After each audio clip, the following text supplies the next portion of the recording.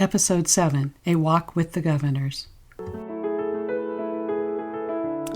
Welcome to Reviving Your Soul, where Christians are finding the courage to embrace their faith in all aspects of their lives so they can stop being bored or overwhelmed and begin to live the life in fulfillment and in peace that God created them for. I'm your host, Vanna Johnson. Let's get started. Recently, I got the opportunity to participate in the inaugural Race with the Govs. Now, I am not a runner, so I walked this particular race, but it was a beautiful day. I had the opportunity to see some people I hadn't seen for a long time. But what made it really special for me was I got to spend a good share of the walk visiting with and walking along with former Governor Frank Farrar here in South Dakota. And what a treat that was. He's been a racer for many years and has participated. He shared with me 360 races up until then. That was his 360th. At 89, that's quite a feat. Anyway, it was a great opportunity for me, and it really inspired me to talk about this Trail of Governors that was a part of, or the reason for the walk. And I really would like to share how the Trail of Governors came about with the man whose dream it was to create the Trail of Governors in my show today. So today we have a really wonderful opportunity to visit with one of the founders, the creators of this whole idea of the Trail of the Governors here in Pierre, South Dakota. And so I've invited Rick Jensen to join us today as my guest to tell us a little bit about the Trail of the Governors and how it all came to be. So first of all, Rick, welcome. I really appreciate you joining me this morning, and I would like it if you could just tell us a little bit about yourself, a little bit of your background. Well, thanks, Vanna. I grew up in South Dakota, born in the eastern part, Parkston, and left to join the military. And I was gone for quite a few years, 25 years, but I always missed South Dakota, so I always looked for an opportunity to come back. And 25 years later, which was about 12 years ago, I moved back. But true South Dakotan through and through, and I love my state. So just always in the travels in the military and then civilian life after. People would ask me, you're in South Dakota, what's in South Dakota? And I just... People don't get it, do they? They don't. They just think it's a barren wasteland, and they all think you're from Fargo because of that movie, but they don't realize. But no, I've defended my home state. We're really blessed to not only be from, but get to live in South Dakota, aren't we? Yes, I agree. So, all right. Well, so this whole Trail of Governors, tell us a little bit about this dream that you had, and then how it came to be in fruition. Well, I have a love for history, South Dakota history, and our capital city, I think sometimes gets overlooked, and it's, I think, one of the most beautiful there is. Our Capitol building is stunning, and our downtown is only 3 blocks long. Some smaller cities have downtowns are 8-10 blocks. So I just thought it would be a great showcase or trail to help economic development and also remember our state's history. Yeah, so the trail itself, the whole idea is to have actual life-size statues of the governors of the state, correct? Correct. Yeah, as far as I know, it's the only city in the country that is doing this, and it's amazing to see people in the community embrace them. I mean, in the beginning there was 1 or 2, so it was kind of an idea, but now, just yesterday I saw a whole family taking pictures. They put their sunglasses on Governor Bo and standing by him and taking pictures with his green sunglasses. So.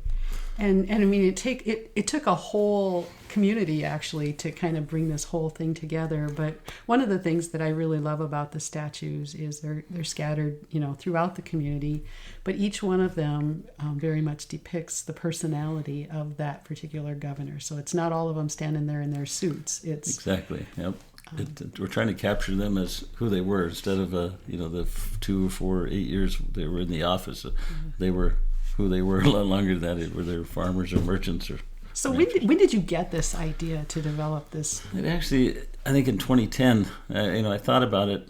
I was on the State Historical Society Foundation, and I actually bought a home here in Pierre that used to be a former governor's residents. It's a very beautiful home, by the way, folks. I'm sitting here with him right now in the Norbeck house, and it's stunning. So as the more I research Governor Norbeck and all that he's done for the state of South Dakota, it just kind of naturally led me to the other governors. And I just, it was just a crazy idea. One day I had, I approached another friend of mine and fellow business owner.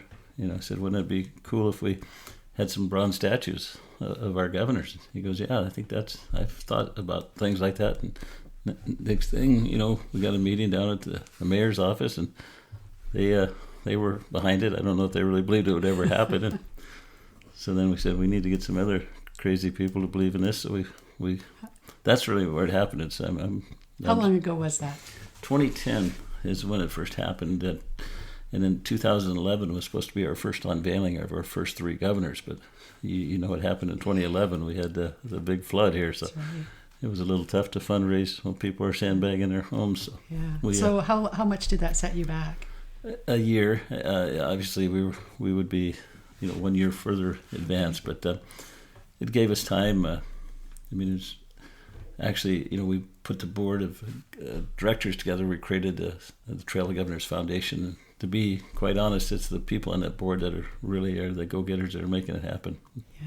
Well, it's just a great project. So we have how many statues so far?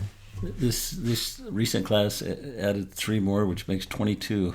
And there's 31 ex-governors. There will be when Governor Dugard leaves office in January. Okay. Yes. There's actually, he's the 32nd governor, right. But we had one governor fill 2 8-year terms, Governor Janklow. So there's really 31 human beings that filled that spot. So, the name of the show is Reviving Your Soul, and it's all about doing those things that just kind of going after our dreams, going after what kind of helps us thrive. And one of the things that I notice in my work as a life coach is that people are often afraid to take that first step and go for it. Do you have any word of advice for somebody who has a big dream or a vision like that, and what they could do maybe to get over that fear of going for it? I've always been the kind of person that was ready, shoot, aim. I would do things before I really thought about it. And, after we came up with this, we're sitting down and doing the math, and it's $2 million. And then you start getting afraid. But, it happens. If you have passion for it and you love it, things come together. And your enthusiasm and passion is contagious, and other people pick up on that, and it happens. So kind of one of our mantras is just take that first step. Just take the next step. Don't, exactly. Get the vision out there, but then don't try and plan every single step along the way. Would that make sense? Exactly. Yeah. Okay. There's an old cowboy saying don't be afraid to take a big bite, because your mouth can handle a lot more than you think it can. So I got a little cowboy sayings book over there I read once in a while. It's you just, even if you fail, you look back and say, hey, I tried it. I think that would be less painful than saying, wow, why didn't I ever do that? I really planned on doing that and never even gave it a try. Exactly. And that's clearly something that we all need to embrace more of, is that there really isn't failures. There are opportunities to learn something right. new, but we can always learn something when we try something and it doesn't work. And yeah, I've kind of tried to eliminate that word from my vocabulary because it's so limiting. I agree. So, where could people go if they're interested in our Trail of Governors here in Pierre? Where could they go to learn more about that? Well, the obvious answer is probably our website, trailofgovernors.com. We try to keep that up to date. It has the timeline of the governors. It has the trail and where the current ones are placed. We have a Facebook page as well, mm-hmm. But it's just been a labor of love and so rewarding to see people embrace it. Yeah. So you had mentioned that, when you penciled it out, you saw that it was going to be a $2 million project, and you mentioned at the unveiling of the last 3 statues last week that so far you've raised over $1.5 million towards this project. If there's someone listening today that might be interested, because apparently there are some governors that are a little less known or maybe don't have family anymore, and it's a little harder to raise money for that because families have been a big part of this. They have. If there's somebody that might be interested in helping out, how could they do that? Well, there's on our website. There's a donate button, or there's my phone number's on there as well. You can call me or any one of the board members. We align ourselves with the South Dakota Community Foundation, and they do great work for all the different nonprofits around the state, and certainly they're the ones that handle all our funds and have been a great partner in this. So either contact the city of Pierre, who ends up actually owning the statues. We gift the statues to the city once they're placed permanently. So either the city of Pierre or website or Community Foundation of South Dakota. Excellent, excellent. Well, that's just been a beautiful project so far. I honestly, when I did the walk this weekend, I didn't take the time to stop and really study each one of the statues, so I intend to go back and do that. And I encourage anybody that's either from Pierre that hasn't done that yet, or somebody who may be visiting Pierre over the summer or any time into the future, to really take time to go look at them. I think particularly those of us from here have to have a lot of pride in knowing that this is part of our history, and we can learn a lot about our history just by looking at those statues and reading the history that's out there on your website. It's amazing, some of the personal sacrifices some of these people have done. I mean, we're the very first governor after he left office, Governor Millett, his former treasurer secretary, absconded with the entire state treasury. Oh, I did not know that. And fled to South America. So he was a wealthy man at the time, but he ended up selling all of his assets and everything he had and paid back the state with his own money. Wow. And he died penniless. Who does that? I mean, that's a South Dakota story. That is a great South Dakota. Thank you for sharing that. So tell me, what does the future of the Trail of Governors look like? How will that come together? How will you finish the project? Obviously, it'll never be done. So how does that look? Well, we have if it goes as planned, we do 3 a year. We have 9 left, so there'd be 3 more unveiling events, and then every 4 or 8 years after that, there would be another governor. So it's going to go on in perpetuity long after we're gone, and obviously these bronze statues will still stand after we're all gone as well. So hopefully it'll be a lasting legacy to our state leaders. Wonderful. Well, thank you so much for your vision in that and for carrying through with that dream. So I want to shift gears just a little bit because the show is Reviving Your Soul. What do you do to revive your soul? What gets you excited? Well, it's hard. You kind of get caught up in the day-to-day things, bills and stress and politics or whatever your deal is. But it's just remembering that we're only here for a short period of time, and as I get a little older, I keep thinking that I know there's a little less time left, and so what revives me and gives me peace is just to know that there's a better place for us when we're all when we leave this temporary assignment we're on. Oh, I love that. Thank you. So, another question that I like to ask my guests is, what's your favorite scripture or saying? I'm not a big reader. There's so many. I mean, John 3:16 obviously is the most important. I mean, that's what it's all about. There's not any one particular one that I really.